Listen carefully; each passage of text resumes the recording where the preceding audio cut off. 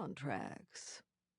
We actually have to sign in blood? Yes, absolutely. It's traditional, and you'll do it now. He read the businessman's sideways glance correctly.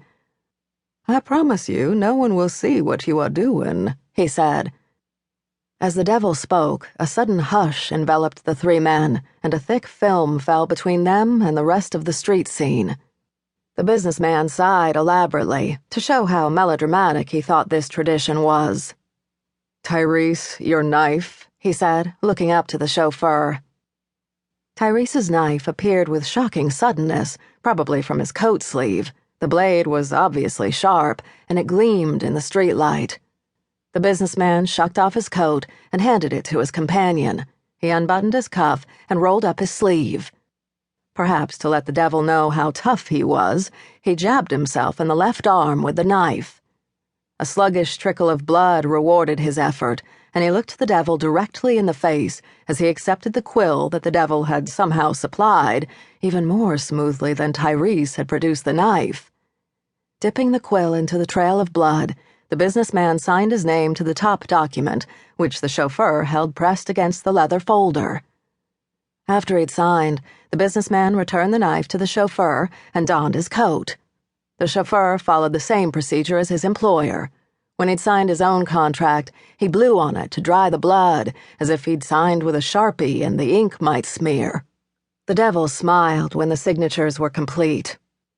The moment he did, he didn't look quite so much like a prosperous man of affairs. He looked too damn happy. You get a sign-in bonus, he told the businessman, since you brought me another soul. By the way, how do you feel? Just like I always did, said the businessman.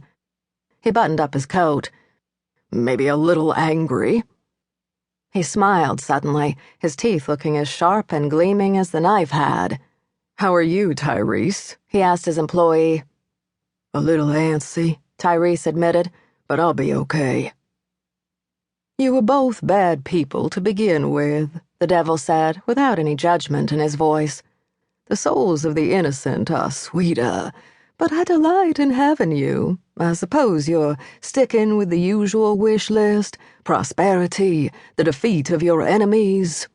Yes, I want those things, the businessman said with passionate sincerity. And I have a few more requests, since I get a signing bonus, or could I take that in cash? Oh, the devil said, smiling gently, I don't deal in cash. I deal in favors. Can I get back to you on that? The businessman asked after some thought. Take a rain check? The devil looked faintly interested. You don't want an Alfa Romeo? Or a night with Nicole Kidman? Or the biggest house in the French Quarter? The businessman shook his head decisively. I'm sure something will come up that I do want, and then I'd like to have a very good chance of getting it. I was a successful man until Katrina, and after Katrina, I thought I would be rich because I own a lumber business. Everyone needed lumber. He took a deep breath. He kept on telling his story, despite the fact that the devil looked bored. But getting a supply line reestablished was hard. So many people didn't have money to spend because they were ruined, and there was the wait for the insurance money, for the rest. I made some mistakes, believing the fly-by-night builders would pay me on time. It all ended up with my business too extended, everyone owing me, my credit stretched as thin as a condom on an elephant. Knowledge of this is getting around. He looked down. I'm losing the influence I had in this city. Possibly the devil had known all those things, and that was why he'd approached the businessman. Clearly he was not interested in the businessman's litany of woes. Prosperity it is, then, he said briskly, and I look forward to your special request. Tyrese, what do you want? I have your soul, too. I don't believe in souls, Tyrese said flatly. I don't think my boss does either. We don't mind giving you what we don't believe we have. He grinned at the devil, man to man, which was a mistake. The devil was no man. The devil smiled back. Tyrese's grin vanished at the sight. What do you want? The devil repeated.